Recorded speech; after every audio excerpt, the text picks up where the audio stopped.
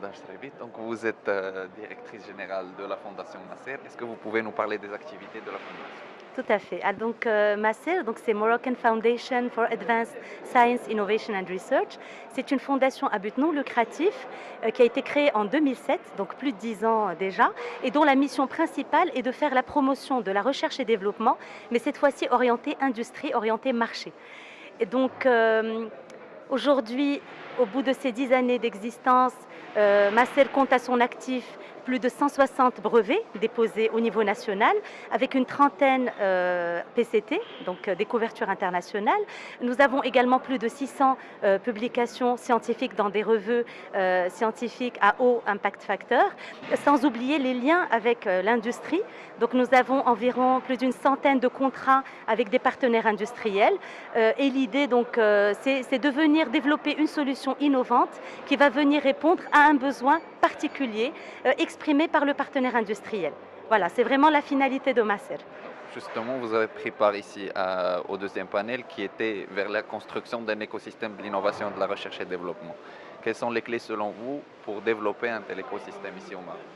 Alors effectivement, je suis intervenue dans la deuxième table ronde et j'ai essayé de démontrer comment est-ce que MASER, à travers sa mission, à travers son statut juridique qui est assez particulier et en s'appuyant sur ses ressources, a réussi à promouvoir la collaboration entre la recherche publique et la recherche privée.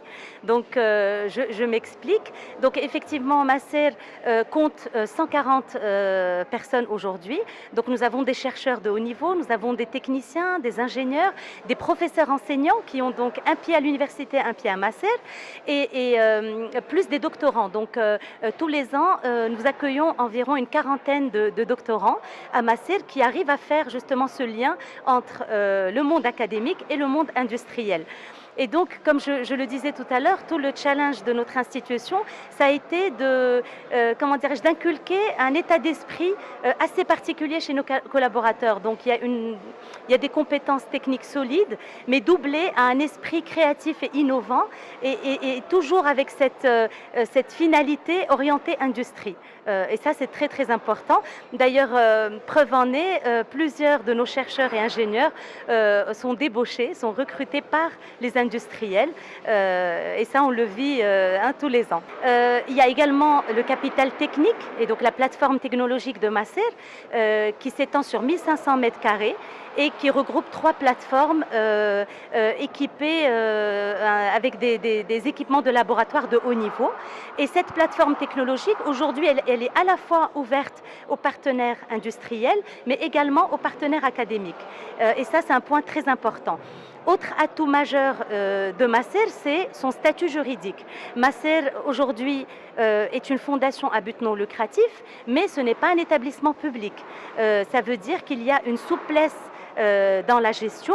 Alors ça ne veut pas dire qu'il n'y a pas d'organes qui veillent à ce que les bonnes pratiques soient là. Bien au contraire, les comptes de MASER sont audités, certifiés et validés par des organes de gouvernance qualifiés, mais on a effectivement une souplesse dans la gestion qui nous permet d'être réactifs et de répondre aux besoins du client. Parce que comme on le sait tous, le client n'a pas de temps à perdre. Hein. Il a besoin d'avoir des partenaires réactifs en face de lui. Alors, quatrième atout, c'est la structure de business développement et de valorisation qui existe à MASER. C'est une structure qui existe depuis la création et sa mission principale, c'est de prospecter auprès des opérateurs économiques et du tissu industriel.